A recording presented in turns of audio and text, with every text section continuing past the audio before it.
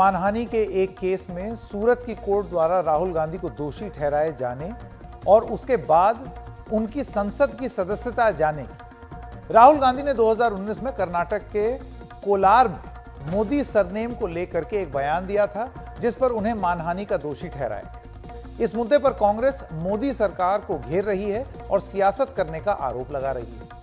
कांग्रेस के साथ इस मामले में विपक्ष की 18 पार्टियां भी साथ आ गई। ममता बनर्जी तृणमूल कांग्रेस की जो हैं, केसीआर बीआरएस के और अरविंद केजरीवाल की आम आदमी पार्टी, जो कांग्रेस के साथ उनकी कभी पटरी नहीं बैठती थी, लेकिन अब एक सुर में सुर मिला रहे। इस मुद्दे पर देश में राजनीति गर्म ही हुई है कि विदेश से आए एक बयान ने आग में घी का काम कर दिया। जर्मनी के विदेश मंत्रालय की ओर से राहुल के समर्थन में, और ऐसा बताया जा रहा है कि राहुल के समर्थन में, हालांकि अगर वो बयान बहुत बारीकी से सुने तो उसमें बड़ी फैक्चुअल पोजीशन जर्मनी ने बोली है, जिसमें जर्मनी ये कहती है कि हमें ऐसा ज्ञात हुआ है कि राहुल गांधी के पास न्यायिक विकल्प हैं इस पूरे मसले पर और हम इस पर नजर बनाए हुए। लेकिन कांग्रेस के नेता दिग्विजय सिंह ने जर्मन विदेश मंत्रालय का धन्यवाद कर दिया। इस पर भारतीय जनता पार्टी और कई केंद्रीय मंत्रियों ने कड़ी प्रतिक्रिया दे दी। उन्होंने कहा कि पहले जर्मन विदेश मंत्रालय के प्रवक्ता, पहले हम आपको उनका बयान, जो बीजेपी के नेता कह रहे हैं, वो बयान हम आपको थोड़ी देर बाद सुनाएंगे जो उन्होंने ट्वीट किया, क्योंकि वो तो घूम घूम के कह रहे हैं कि देखो यही तो हम कह रहे थे, विदेशी हाथ चाहते हैं, विदेशी इंटरवेंशन चाहते हैं। अब क्या बोला जर्मनी के जो विदेश मंत्रालय के प्रवक्ता हैं, आपको वो बताते हैं। Indischen Oppositionspolitiker Rahul Gandhi zur Kenntnis genommen, ebenso wie die Suspendierung seines Parlamentsmandats. Nach unserer Kenntnis stehen Herrn Gandhi gegen das Urteil Rechtsmittel offen. Dann wird sich zeigen, ob dieses Urteil Bestand hat und ob die Voraussetzung für die Suspendierung des Mandats überhaupt gegeben ist. Wir erwarten, dass die Standards in Bezug auf die Unabhängigkeit der Justiz und demokratische Grundprinzipien auch für das Verfahren gegen Rahul Gandhi gelten.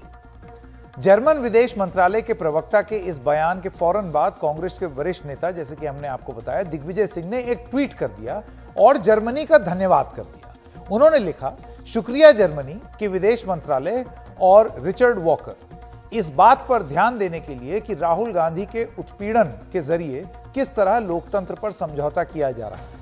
Digvijay Singh के इस tweet को BJP और मोदी सरकार में कई मंत्रियों ने तुरंत देश के मामले में विदेशी दखल बता दिया और कांग्रेस को घेर लिया। वित्त मंत्री निर्मला सीतारमण ने ट्वीट किया और उन्होंने कहा कि साफ है कि कांग्रेस हमारे मामलों में विदेशी दखल चाहती है। चीन की कम्युनिस्ट पार्टी के साथ अपारदर्शी यानी कि नॉन ट्रांसपेरेंट बातों पर एमओयू साइन कीजिए। विदेश में संवाद के दौरान सरकार बदलने के लिए मदद की याचना कीजिए। मदद के लिए उन्हें धन्यवाद दीजिए और कितने सबूतों की जरूरत है। सूचना प्रसारण मंत्री अनुराग ठाकुर ने भी ट्वीट में लिखा है कि यह देश का अपमान है। राहुल गांधी और कांग्रेस देश के भीतर भारत की लोकतांत्रिक, राजनीतिक और कानूनी जंग लड़ने में भरोसा नहीं करते, इसलिए हमारे अंदरूनी मामलों में दखल देने के लिए विदेशी ताकतों को न्योता देते हैं। कानून मंत्री किरण रिजिजू ने भी ट्वीट किया और कहा कि भारत के अंदरूनी मामलों में दखल देने के विदेशी ताकतों को न्योता देने के लिए राहुल गांधी का धन्यवाद। याद रखें, भारतीय न्यायपालिका को विदेशी दखल से प्रभावित नहीं किया जा सकता। यह सब उन्होंने बात बोली है। बीजेपी के कई और नेताओं ने इस मामले में कांग्रेस को कटघरे में खड़ा करने की कोशिश की। दिग्विजय सिंह जी का ट्वीट एक आया था जिसमें उन्होंने जर्मनी के नेताओं से यह आशा व्यक्त की है कि वो आके हमारे यहाँ डेमोक्रेसी को बचाए। तो ये कैसे संभव है, किस हद तक इनके लोग ये जाएंगे कि हमारे देश को बदनाम करने की कोशिश में हिटलर के अनुयायियों के पास जाएंगे कि हमारे यहाँ डेमोक्रेसी को बचाए। तो इसलिए मैंने कहा कि ये अनुचित है और देश के लोकतंत्र का अपमान है। इसलिए मुझे लगता है कि इनको, कांग्रेस पार्टी को माफी मांगनी चाहिए। बयान अपने आप में भी विवादास्पद बन सकता है। ये वो हिटलर वाला जर्मनी नहीं है, ये नया जर्मनी, और भारत के बहुत अच्छे रिश्ते हैं इस जर्मनी से, तो इसको हिटलर का जर्मनी बताना, क्या ये बात जमेगी? इस मामले के तूल पकड़ते ही कांग्रेस सक्रिय हो गई और खुद को दिग्विजय सिंह के ट्वीट से अलग करते हुए बताया। कांग्रेस के महासचिव जयराम रमेश ने ट्वीट कर दिया, और सब कुछ ट्विटर पे ही हो रहा है, गजब है।